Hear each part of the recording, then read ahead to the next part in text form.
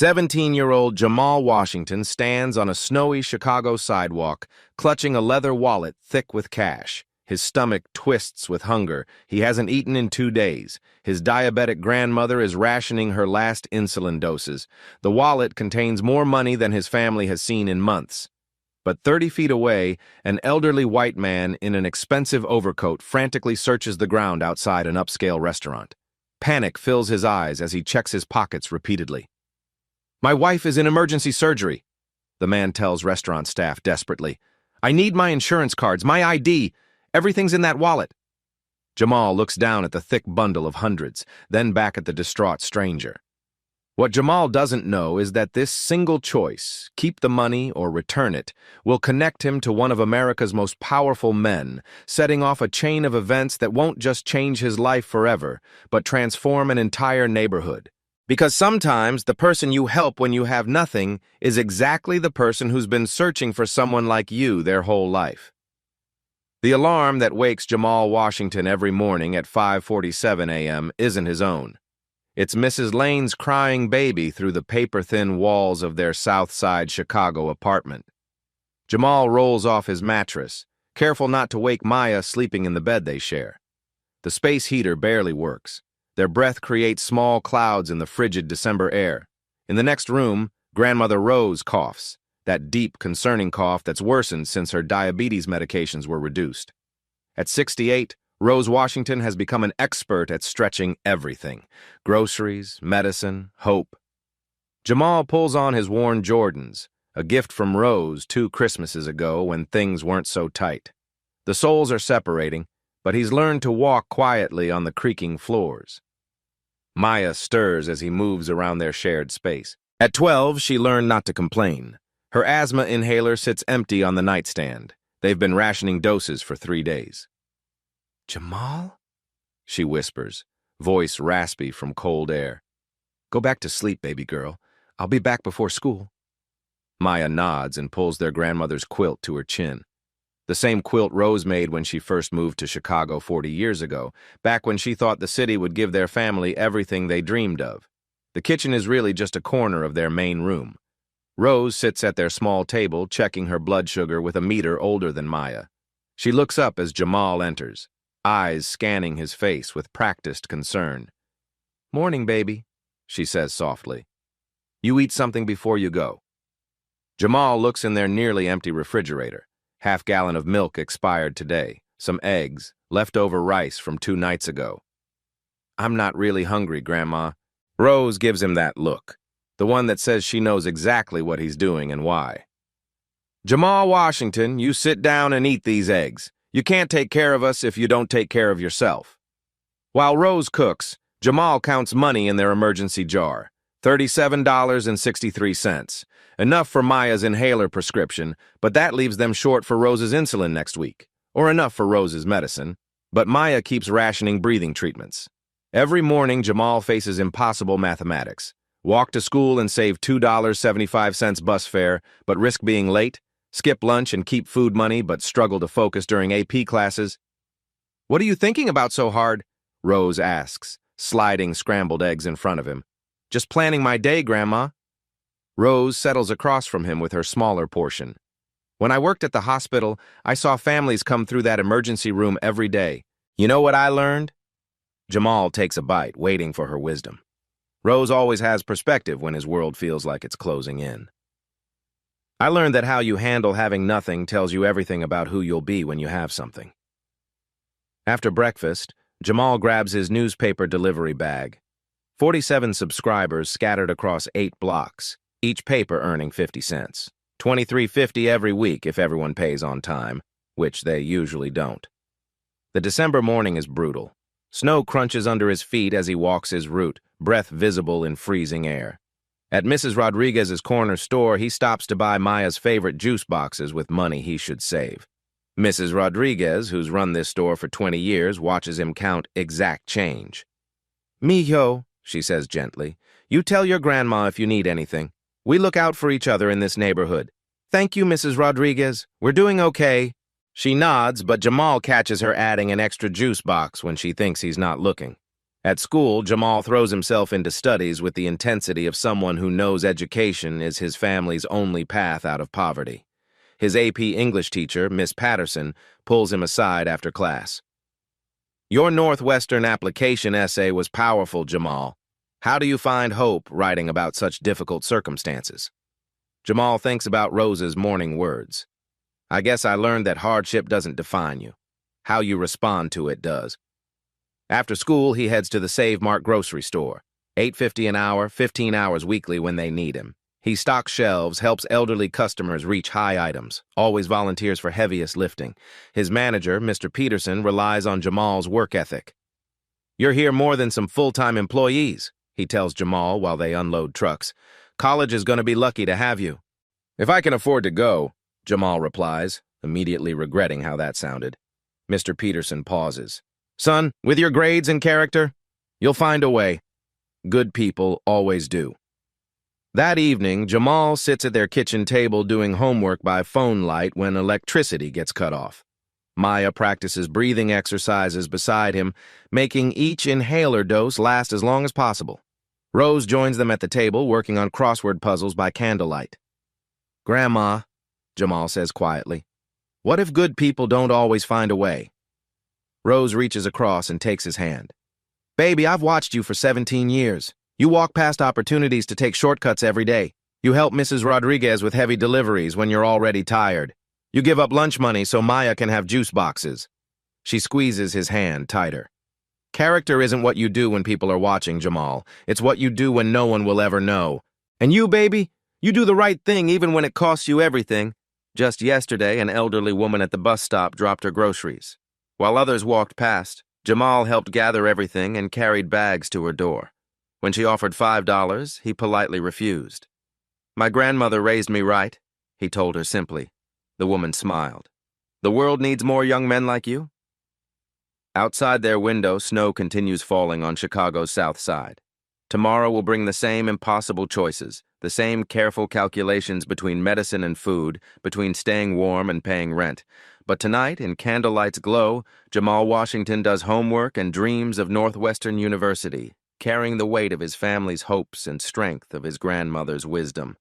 What he doesn't know is that tomorrow evening, all those impossible choices will be tested in a way that changes everything. Friday evening. December wind cuts through Chicago's Loop District like a knife.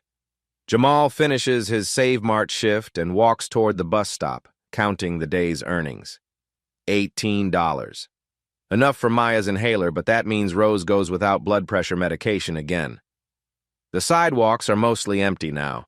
Office workers have disappeared into warm cars and heated trains. Only a few people brave enough to walk in this weather remain on the streets. Outside Le Bernardin, Chicago, an upscale French restaurant with golden light spilling from its windows, Jamal notices commotion. An elderly white man in an expensive navy overcoat searches frantically near the entrance. His hands shake as he checks his coat pockets, then pants pockets, then coat again. The man's movements are desperate, not the casual search of someone who misplaced car keys. This is pure panic.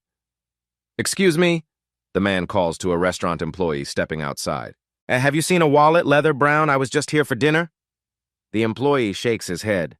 "Sorry, sir, I can ask inside, but..." "No, I already checked inside twice." The man's voice carries genuine desperation. "My wife. She's in surgery right now at Northwestern Memorial, emergency surgery. I need to get there immediately." Jamal slows his walk, something in the man's tone stopping him cold. "My wallet has everything," the man continues, voice breaking slightly. "My insurance cards, my ID, my driver's license. But more than that..." He pauses. "It has the only photo I carry of her. From our first date 52 years ago. It's the only picture I have with me." A black sedan idles at the curb, engine running. The driver, a professional-looking man in a dark suit, steps out and approaches. "Mr. Harrison, we really need to leave if you want to make visiting hours. The hospital stops allowing visitors at 9 p.m., and with this traffic..." The elderly man, Harrison, looks at his watch. 8:17 p.m. In this weather, with Friday evening traffic, Northwestern Memorial is at least 30 minutes away. "I can't go without ID," Harrison says, voice hollow. "They won't let me see her without identification. And the insurance cards, if something happens and I can't authorize treatment."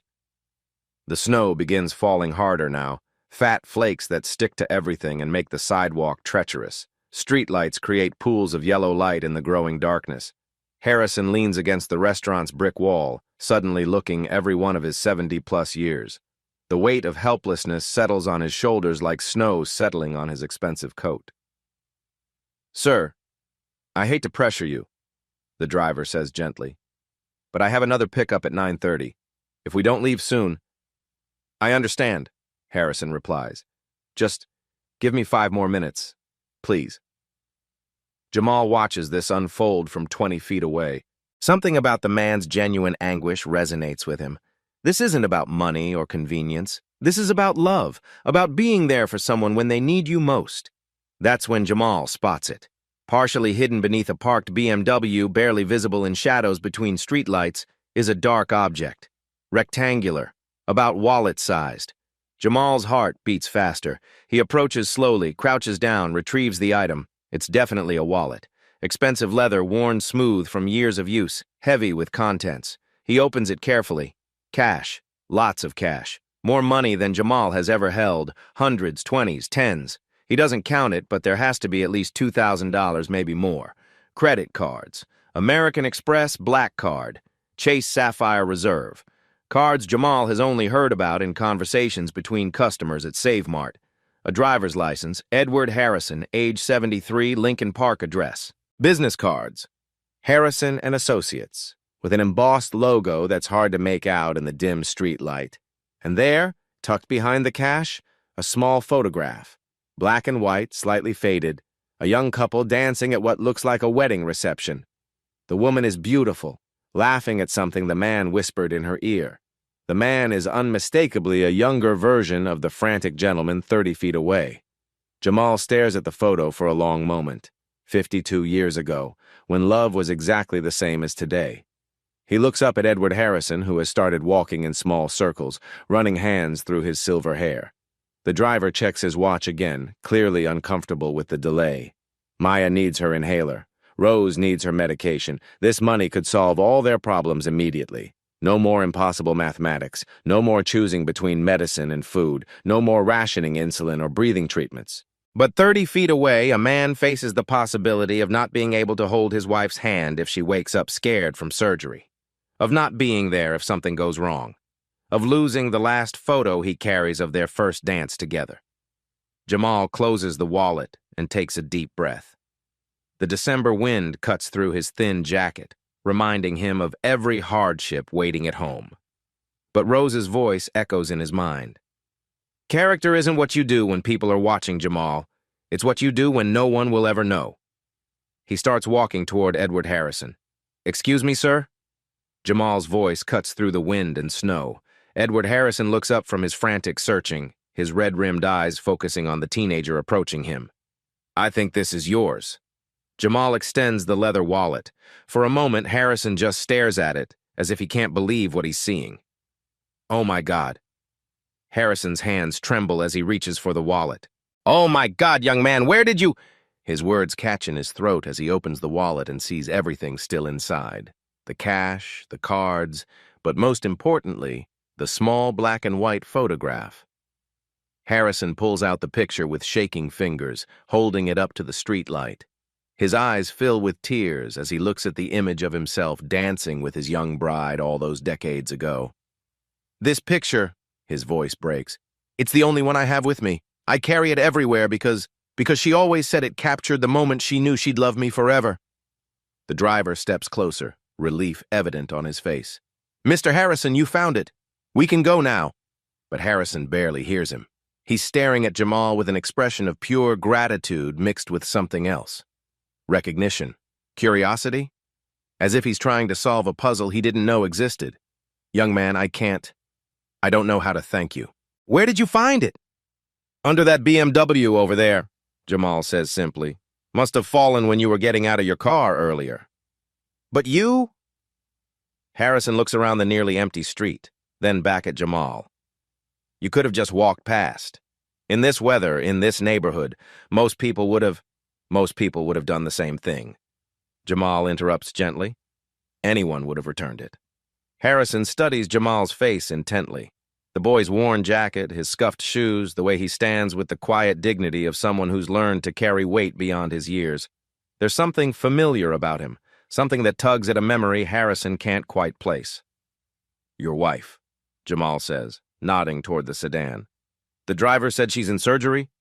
Harrison nods, emotion overwhelming him again. "Emergency surgery. Complications from cancer treatment. If I miss visiting hours, if I'm not there when she wakes up..."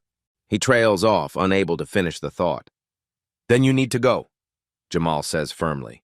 "Right now." Harrison pulls out a thick roll of bills from the wallet, his hands still shaking. "Please, let me give you something. You saved my evening, maybe even..." "No, sir. I don't want your money." The words come out so quickly, so definitively, that Harrison stops mid-motion. He stares at Jamal as if the teenager just spoke a foreign language. "But you saved me. This photo alone is worth more to me than everything else in that wallet combined, and getting to the hospital on time. You don't owe me anything, sir. Anyone would have done the same." Harrison's eyes narrow slightly, not with suspicion, but with deeper curiosity. In his 73 years, in his decades of business dealings and philanthropy, he's learned to read people quickly. This young man isn't just being polite. He genuinely doesn't want payment for doing what he considers the right thing. "What's your name, son?" "Jamal Washington, sir. Jamal Washington." Harrison repeats the name slowly as if testing how it sounds. Something about it resonates, though he can't place why. "And you live around here?" "Southside, sir, but I work downtown, so..." Harrison processes this information. Southside to the Loop on a Friday evening, on foot in a snowstorm. This young man was heading home after work, probably making minimum wage, probably supporting a family, and he stopped to help a stranger. "Mr. Harrison," the driver interrupts gently, "I really hate to push, but it's 8:23 now." Harrison nods but doesn't move toward the car yet. He's still studying Jamal, this remarkable young man who appeared out of a snowstorm like some kind of guardian angel. "Jamal, how can I reach you? I'd like to properly thank you when this is all over, when my wife is okay." "Don't worry about it, sir. Just hope everything goes well with your wife's surgery." Jamal starts to turn away, but Harrison catches his arm gently. "Wait." Harrison pulls out one of his business cards and presses it into Jamal's hand. "Please, take this. I want to be able to find you again." Jamal looks down at the card. Even in the dim streetlight, he can make out Harrison and Associates in elegant lettering with an embossed logo underneath. The fine print is too small to read in the darkness. "I really should be getting home, Mr. Harrison. My family will be worried." Something in the way Jamal says family catches Harrison's attention. Not just concern, but responsibility. The weight of people depends on him. "Of course," Harrison says quickly. "Go home to your family." "But Jamal?" "Yes, sir. Thank you. Not just for the wallet, but for..." Harrison pauses, searching for the right words. "For reminding me that there are still good people in this world. People who do the right thing just because it's right." As Harrison climbs into the sedan, he rolls down the window for one last look at Jamal. "You know, you remind me of someone," he calls out as the car begins to pull away. "Someone who helped my family a long time ago. Someone very special." The sedan disappears into the snowy night, leaving Jamal alone on the sidewalk. He stands there for a moment, business card in his hand, watching the taillights fade into the distance. The snow continues to fall and the cold cuts through his thin jacket with renewed intensity. His bus will be here soon, and then the long ride back to the south side, back to Maya's empty inhaler and Rose's rationed insulin. But as Jamal starts walking toward the bus stop, something feels different. Not regretting the money he didn't take, he knows he made the right choice. Instead, there's a strange sense of connection, as if this encounter was more than just a random act of kindness. He looks down at the business card again, trying to make out more details under the streetlight. Harrison and Associates. The logo is clearer now, an elegant H with what looks like small text underneath, though it's still too dark to read completely. As his bus approaches, Jamal pockets the card and climbs aboard. Through the fogged window, he watches the bright lights of the Loop District fade behind him as they head toward the south side. He doesn't know that in the sedan racing toward Northwestern Memorial, Edward Harrison is staring at his recovered wallet with tears in his eyes, thinking about the remarkable young man who gave him back much more than just his belongings. He doesn't know that Harrison has already decided to do everything in his power to find Jamal Washington again. And he certainly doesn't know that the name Washington has triggered a memory in Harrison's mind, a memory of another act of kindness 15 years ago that changed his life forever. The chain of events that will transform both their lives has already begun. The bus ride home feels longer than usual. Jamal sits in the back, business card in his hand, trying to read the fine print under dim interior lights. Harrison and Associates is clear enough, but the logo and smaller text remain illegible. Outside fogged windows, Chicago's South Side slowly replaces downtown's gleaming towers. Luxury high-rises give way to older buildings, then to the familiar mix of corner stores and apartment complexes that define his neighborhood. At his stop, Jamal steps into swirling snow. The contrast hits immediately. No heated sidewalks here, no doormen clearing paths. Just wind-blown streets and the crunch of his footsteps on uneven pavement. The walk home gives him time to process what happened. Part of him keeps thinking about that thick roll of cash, how easily it could have solved everything. Maya's inhaler, Rose's insulin, maybe even enough for a security deposit on a better apartment. But a larger part feels something he can't quite name. Not pride exactly, but deep rightness, like he'd passed some test he didn't know he was taking. The stairwell smells like cooking grease and cleaning supplies. As he climbs to the third floor, he hears familiar sounds, Mrs. Lane's baby crying, the Rodriguez family's television, someone practicing violin in 3B. Rose is waiting up, sitting at their small kitchen table with tea and yesterday's newspaper. She looks up as he enters, experienced eyes immediately scanning his face for trouble. "Baby, you're late. Is everything okay?" "Just had to help someone, Grandma." Rose studies his expression more carefully. After raising 2 generations, she's learned to read between the lines. "What kind of help?"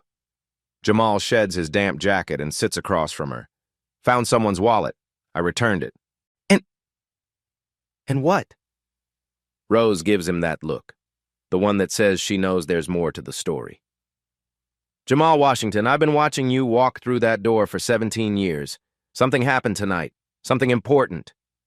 Jamal pulls out the business card and places it on the table. Rose picks it up, holding it closer to the light. "Harrison and Associates," she reads slowly. "Fancy card, expensive paper. The man whose wallet I found, he seemed different, important maybe." Rose turns the card over, examining the embossed logo. Even in better light, the smaller text is difficult to make out. "Is he trying to give you money?" "Yeah, a lot of money." "And you said no." "Of course I said no." Rose reaches across and takes his hand. "That's my boy." From the bedroom comes Maya coughing, that harsh, wheezing cough that means her asthma is acting up. Both Jamal and Rose turn toward the sound, the weight of their reality settling back on them. "Her inhaler's still empty," Rose says quietly. "I know. My insulin runs out tomorrow." "I know that too." They sit in silence, both thinking about the money Jamal had held just an hour ago. Enough money to solve their immediate problems, maybe even their long-term ones. "You did the right thing, baby," Rose says finally. "Money earned the wrong way never stays with you, but doing it right, that stays with you forever." Maya appears in the doorway, wrapped in Rose's old robe, looking smaller than her 12 years. "Jamal, you're home!" Her voice is raspier than usual. "Hey, baby girl, how are you feeling?" "Okay."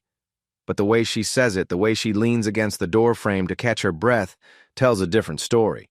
Jamal looks at his sister, then his grandmother, then down at the business card. 3 generations of his family, all depending on him to make the right choices. His phone buzzes. A text from his Northwestern scholarship advisor, "Jamal, need to talk Monday, call me first." The timing sends a chill through him that has nothing to do with December cold. Scholarship advisors don't send urgent weekend texts with good news. Rose notices his expression change. "What is it?" "Nothing. Just school stuff." But Rose's eyes don't leave his face. She knows when he's protecting them from bad news.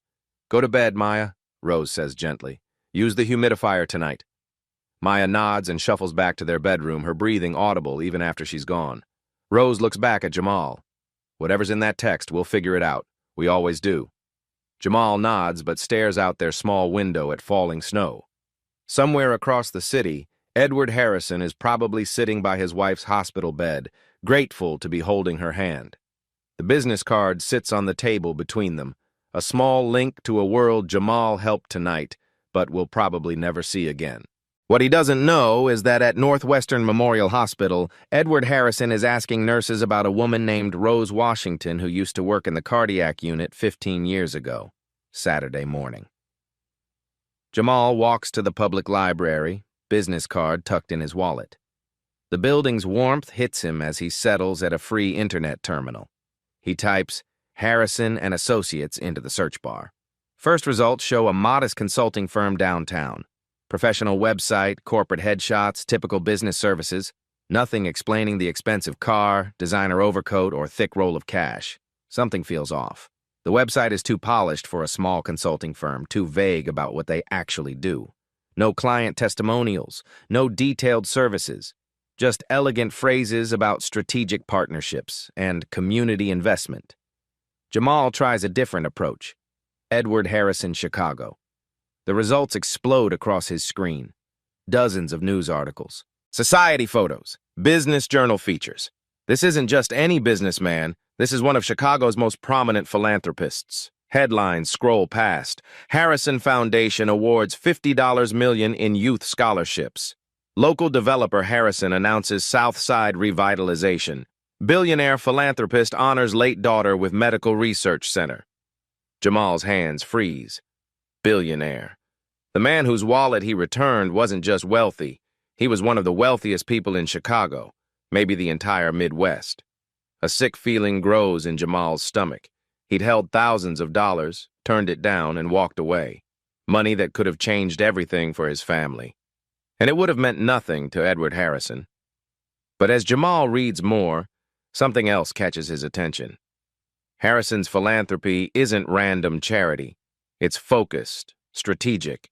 Youth education programs, medical research for underserved communities, affordable housing initiatives in neighborhoods exactly like his own. Then he sees it. A photo from last year's Chicago Tribune. Edward Harrison breaking ground on a new community center. The caption reads, Harrison credits his commitment to social justice to personal experiences with healthcare workers who went above and beyond during his family's time of need. Healthcare workers at Northwestern Memorial 15 years ago. Jamal's phone buzzes. His scholarship advisor. Jamal called twice. I really need to discuss your financial aid package. Budget cuts affecting all need-based scholarships. The weight settles on him like a physical blow. Budget cuts, need-based scholarships, his Northwestern dreams slipping away. At home, Maya's breathing has worsened overnight. Rose sits beside her bed, counting pills, rationing her own medication to stretch it through the weekend. Grandma, Maya whispers between coughs, I can't catch my breath. Rose looks at Jamal, fear flickering in her eyes before she masks it with calm strength. That evening, Jamal notices something strange. A black sedan, the same model that picked up Harrison, drives slowly past their building. It pauses, then continues on. 30 minutes later, it passes again. Mrs. Rodriguez mentions it when Jamal stops by her store. Some fancy car was cruising the block. Driver asking questions about you, mijo. What kind of questions? About a boy who helped someone downtown, but don't worry, I didn't tell him anything. Jamal's mind races. Harrison is looking for him, but why? And what could he possibly want? The business card sits on his nightstand as he tries to sleep, but rest won't come. Tomorrow he has to call his scholarship advisor. Tomorrow he has to figure out how to pay for Maya's inhaler and Rose's insulin. Tomorrow everything might change. But tonight, he lies awake wondering if the most important decision of his life happened when he handed back that wallet, or when he walked away afterward. Sunday afternoon. Jamal's phone rings while he's helping Maya with her breathing exercises. Unknown Chicago number. He hesitates, then answers. Hello? Is this Jamal Washington? Yes, sir. This is Edward Harrison. We met Friday night outside Le Bernardin. Jamal's heart starts racing. Mr. Harrison, how did you get my number? I've been trying to find you. Harrison's voice is warm but urgent. My wife. She's going to be okay thanks to you getting me to the hospital in time. Relief floods through Jamal. That's wonderful news, sir. I'd like to meet with you if possible. There's something important I need to discuss. Sir, I told you I don't need any. It's not about money, son. Well, not directly. Could you meet me tomorrow? I'll send a car. Curiosity overrides caution. Harrison suggests his office downtown. Jamal agrees, wondering what could be so important. Monday morning, the sedan arrives at Jamal's building. Neighbors peek through curtains as he climbs in. The driver is professional, courteous. Mr. Harrison is looking forward to seeing you. They arrive at a gleaming high-rise. Harrison and associates occupies the top 3 floors. Floor-to-ceiling windows overlook the entire city. Edward Harrison's office is warm, understated, and elegant. Photos everywhere, not of wealth, but of people. Graduation ceremonies, ribbon cuttings, community events. Harrison appears more relaxed than Friday night, but still carrying the weight of recent stress. Jamal, thank you for coming. Please sit. Jamal settles into a leather chair that probably costs more than his family spends on groceries in 6 months. I need to tell you something, Harrison begins.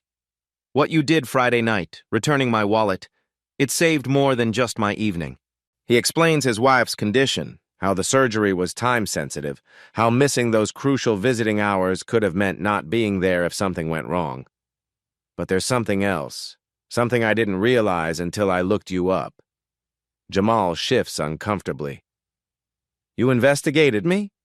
I had you researched, not invasively, but enough to understand your situation. Harrison's tone is gentle but serious.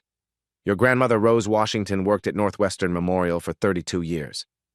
The mention of Rose's full employment history catches Jamal off guard. Yes, sir, she did. She was a cardiac unit supervisor. Harrison nods slowly, his eyes never leaving Jamal's face. 15 years ago, my daughter, my only child, was in a serious car accident. Jamal's breath catches. Something in Harrison's tone and the careful way he's building to this revelation sends warning signals through his mind. She was 23 years old. Beautiful, brilliant, just starting her career as a pediatric nurse. She wanted to help children the way she'd been helped when she was sick as a little girl. Harrison's voice grows thick with emotion. The accident happened on a rainy night in October. A drunk driver ran a red light. She was in critical condition for days. Jamal sits perfectly still, sensing they're approaching something monumental. Rose was her night shift supervisor in the cardiac unit. Harrison's eyes fill with tears. But Rose didn't just supervise. She stayed 18 hours past her shift and wouldn't leave until my daughter was stable. The pieces start falling into place in Jamal's mind, but he can't quite believe what he's hearing. Rose held my hand while I cried in that waiting room. She brought me coffee, made sure I ate something. She told me everything would be okay, that my daughter was a fighter. Harrison's voice breaks slightly. She saved my daughter's life through her dedication and compassion. Jamal's world tilts. His grandmother, who never mentioned this story, who never sought recognition, had touched this man's life 15 years ago. When you returned my wallet, Harrison continues, something about you reminded me of someone. The way you carried yourself, your instinct to help others without expecting anything in return. Then I heard your name. Washington. The connection deepens. I tried to find Rose afterward to thank her properly, but she'd transferred departments and hospital privacy policies. I never got the chance. Harrison pauses, gathering himself. My daughter lived for 3 more years after that accident. 3 precious, beautiful years. She got married, traveled, and continued helping sick children. Those years, the time Rose gave us by refusing to give up on her, they were beyond precious. Jamal feels tears welling in his own eyes. What happened to her? Different accident. 3 years later, but those extra years, Jamal, Rose gave us those years. The emotional weight of this revelation settles over them both. In the silence, Jamal begins to understand why this meeting felt so important, why Harrison had gone to such lengths to find him. When I researched you, I learned about your family's current situation, your grandmother's diabetes, your sister's asthma, your academic achievements despite working 2 jobs. Harrison leans forward.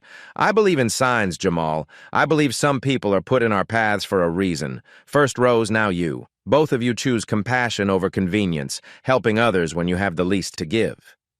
Mr. Harrison, I've built my foundation on one principle. Find people who help others when they have nothing left to give themselves. Those are the people worth investing in. The magnitude of this connection, this 15-year circle coming full, overwhelms Jamal. His grandmother's quiet heroism, his own simple act of honesty, the invisible threads that connect lives across time and circumstance. "What I'm about to propose," Harrison says, his voice steady now, "isn't charity. It's an investment in someone who's already proven their character. An investment in someone whose family taught them that doing right matters more than personal gain." Harrison stands, moving to the window overlooking Chicago. "Your grandmother saved my daughter's life. You returned my wallet when you desperately needed money. Both acts of character when no one was watching, when taking the easier path would have been understandable." He turns back to Jamal. "Now it's my turn to do something that matters." Jamal sits in stunned silence, processing the impossible coincidence that isn't really a coincidence at all. The business card, the investigation, the careful orchestration of this meeting, it all makes sense now. "What are you proposing, Mr. Harrison?" Harrison returns to his desk and opens a thick folder. "First, Northwestern, full scholarship, tuition, room, board, books, living expenses, 4 years, no strings attached." Jamal's mouth falls open. "Sir, I don't understand. Why would you—" "But that's just the beginning," Harrison continues. "I want to offer you something more comprehensive, a path that honors both your grandmother's legacy and your own potential." He slides the folder across the desk. Inside are detailed documents, official letterheads, financial projections that make Jamal's head spin. "My foundation is launching the Harrison Youth Leadership Initiative. We're looking for young leaders who understand hardship, who've proven they'll choose integrity over personal gain." Harrison's voice gains intensity as he explains his vision. "You'd work directly with me, learning business, philanthropy, and community development. Not internships or busy work, real experience with real responsibility." Jamal flips through the documents, trying to process numbers that seem impossible. "Mr. Harrison, this is your grandmother's medical expenses, completely covered. Your sister's treatments, her medications, any specialist she needs, all covered. Your family will never worry about health care again." The words hit Jamal like physical blows. Maya's empty inhaler, Rose's rationed insulin, the impossible choices that keep him awake at night, all of it, solved with a signature. There's more. Harrison stands and moves to a wall-mounted screen. With a remote, he brings up architectural renderings, neighborhood maps, development plans. "We're planning to revitalize your South Side neighborhood, not gentrification, community investment. Better schools, a comprehensive healthcare clinic, job training programs that actually lead to careers." The images show Jamal's neighborhood transformed, but not erased. The corner store where Mrs. Rodriguez works expanded into a community resource center. The empty lot where kids play basketball converted into a proper recreational facility. "I want you to help design these programs," Harrison says.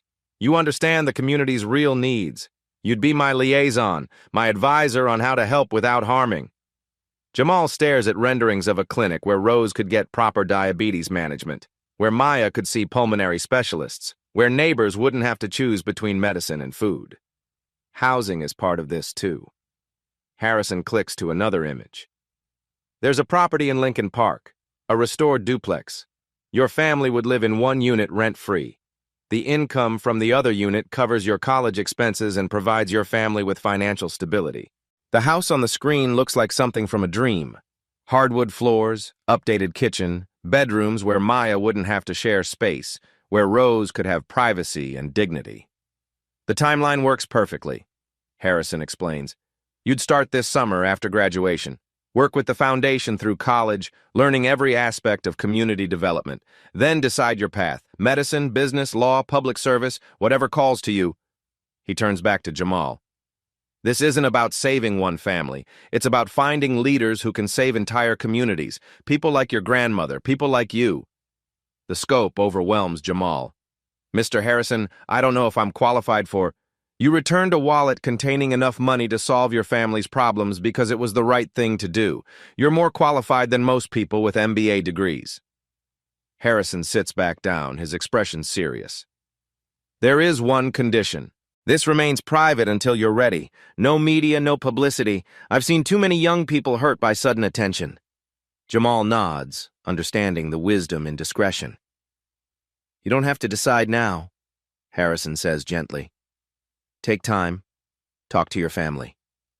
But I want you to understand, this isn't random kindness. This is recognizing potential that was always there. Your character, your work ethic, your heart, those qualities can't be taught. Harrison moves to a photo on his desk, his daughter in a hospital bed, Rose standing beside her in her nurse's uniform.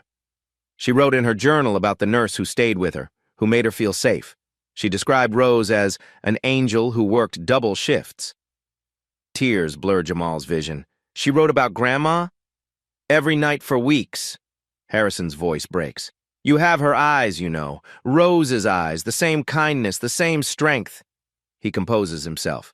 I'm not giving you charity, Jamal. I'm investing in a future leader. Someone who'll create opportunities for others the way I'm creating this opportunity for you. Harrison opens another folder revealing practical details. Everything's outlined here, the scholarship specifics, the program structure, the timeline, the housing arrangements. Take it home. Discuss it with Rose. She'll understand what this means. The weight of the offer settles on Jamal's shoulders. Not just opportunity, but responsibility. Not just escape from poverty, but the chance to lift others with him.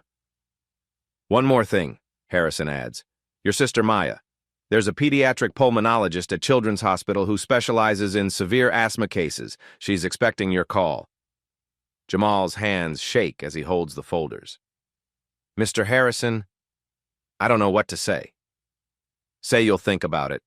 Say you'll talk to your grandmother about a man named Edward Harrison who never forgot her kindness.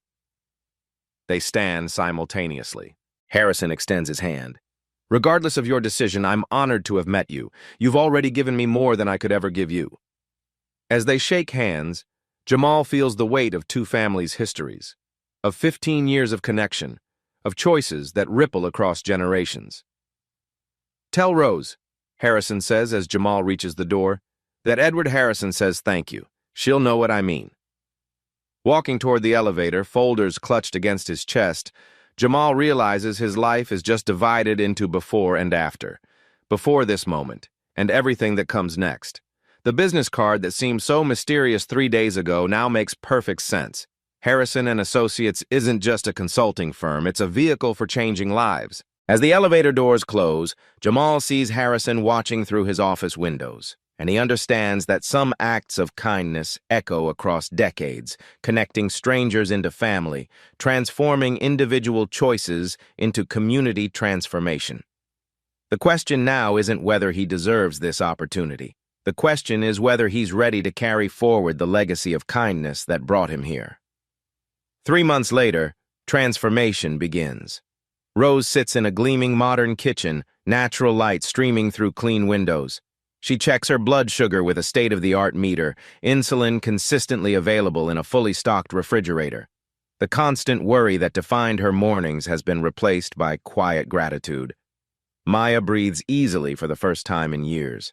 Her new nebulizer sits beside fresh prescription bottles on a nightstand in her own bedroom. The pediatric pulmonologist Harrison recommended has her on a treatment plan showing remarkable results. Jamal walks across his graduation stage as valedictorian Northwestern acceptance letter tucked in his cap. His speech focuses on lifting as we climb, words resonating through the packed auditorium as neighbors celebrate his success. But real changes are happening in their Southside neighborhood. Harrison and Jamal tour the community weekly, not as outsiders bringing solutions, but as partners learning needs. Community meetings fill the Baptist church basement, where residents voice concerns directly to decision-makers for the first time in decades. Mrs. Rodriguez's corner store has been expanded and renovated. What was once a struggling shop is now a community anchor, part store, part resource center, part gathering place. The small business loan Harrison's foundation provided has transformed it into everything the neighborhood needed. The healthcare clinic opens where the abandoned grocery store once stood. Rose, with her 3 decades of medical experience, serves as community health advisor, helping neighbors navigate insurance, find specialists, and manage chronic conditions. The clinic doesn't just treat illness, it teaches prevention and builds health literacy. Jamal, home from Northwestern, leads study groups for neighborhood kids in the community center basement. High schoolers prepare for SATs while middle schoolers get algebra help. The tutoring program he helped design connects college students with younger kids, creating mentorship chains across generations. Economic development follows community input. Local hiring requirements for construction projects mean neighbors find stable employment with benefits. Job training programs actually lead to careers instead of dead-end certificates. Former Save Mart stockers learn construction trades while staying in their community. The elementary school receives new computers, updated textbooks, and smaller class sizes. The mentorship program Jamal designed connects high school students with younger kids, creating academic support networks that didn't exist before. Local news covers the South Side Renaissance, but carefully avoids sensationalizing individual stories. The focus remains on community-driven change rather than savior narratives. Reporters interview residents about improvements while respecting their dignity. Success attracts attention from other philanthropists and businesses. Investment follows, but guided by Harrison's measured approach and community oversight. Residents have veto power over developments, ensuring growth serves existing neighbors rather than displacing them. Maya joins the school choir, her clear voice no longer constrained by struggling lungs. Her first solo performance happens at the community center's anniversary celebration, her song echoing through a room filled with neighbors whose lives have been touched by change. The black sedan that once seemed foreign now regularly parks outside their building, not as a symbol of economic divide, but as a bridge between communities. Harrison visits for Sunday dinners, listening to Maya practice piano, reviewing college applications with neighborhood teenagers. Rose receives a Lifetime Achievement Award from Northwestern Memorial Hospital. In her speech, she highlights ongoing need for healthcare accessibility in underserved communities, her words carrying new weight because of the platform Harrison's partnership provided. The most meaningful changes are subtle. Children walk to school on safer streets. Parents worry less about choosing between medicine and food. Teenagers see college as achievable rather than impossible. The neighborhood hasn't been gentrified, it's been strengthened. Community ownership drives sustainability. Parent groups organize fundraising events. Neighborhood watch programs reduce crime through relationship building rather than enforcement. The community garden provides fresh produce while teaching urban agriculture. 1 year later, other Chicago neighborhoods sent delegations to study the South Side model. Urban planning students write dissertations about community-driven development. Policymakers debate replicating the approach citywide. Harrison often stands at his office window looking toward the South Side, carrying flowers to his daughter's grave monthly. "I found them, sweetheart," he tells her headstone. "Rose and her grandson, the family you wrote about, and I think we're all helping each other heal. The transformation isn't complete. Communities aren't rebuilt overnight, but the foundation is solid, built on relationships rather than just resources, on dignity rather than just development." Jamal's academic success at Northwestern parallels the neighborhood's growth. As he studies business and social work, he applies lessons immediately in his community liaison role. Theory meets practice every weekend when he returns home. The cycle of kindness continues expanding, touching lives in ways both measurable and immeasurable, proving that character-driven investment creates lasting change. 2 years later, Jamal, now a Northwestern junior studying business and social work, carries textbooks through the same Loop District where everything began. The December wind still cuts sharp, but this time he wears a proper winter coat. His scholarship covers everything, but more importantly, he no longer carries the weight of impossible choices. Outside Le Bernardin, Chicago, Jamal notices familiar commotion. A young Latina girl, maybe 16, crouches beside an elderly black woman who's dropped her purse, contents scattered across the snowy sidewalk. "Here, let me help," the girl says, gathering prescription bottles, a wallet, and reading glasses. The woman, grateful but worried, pulls out a $20 bill. "Please, mija, take this. You saved me so much trouble." The girl shakes her head politely. "No, ma'am, I don't need anything. My mom taught me right." Jamal recognizes something familiar in the scene: the girl's worn shoes, her careful way of handling medications, the quiet dignity in her refusal of payment. He approaches quietly. "Excuse me." Both women look up. The girl's eyes show wariness. A teenager's learned caution around strangers in expensive neighborhoods. I'm Jamal Washington. I work with the Harrison Foundation. We have programs for young people like you. Recognition flickers across the girl's face. She's heard of the foundation, seen their community programs. I'm Maria Santos, she says simply. Maria, what you just did, helping someone when you have your own struggles, that's exactly the kind of character we look for. The elderly woman smiles, understanding she's witnessing something special. You two remind me that good people still exist. Jamal takes Maria's contact information, not as charity, but as investment in proven character. Another link in the chain of kindness that brought him here. At home that evening, Jamal tells Rose about Maria. Their duplex in Lincoln Park glows with warm light, Maya's piano practice drifting from the living room. Kindness keeps traveling, doesn't it, Grandma? Rose, healthier than she's been in years, smiles from her comfortable chair. Baby, kindness isn't something you do once. It's something you become, and once you become one, you can't help but see it in others. Outside their window, the neighborhood bustles with evening activity.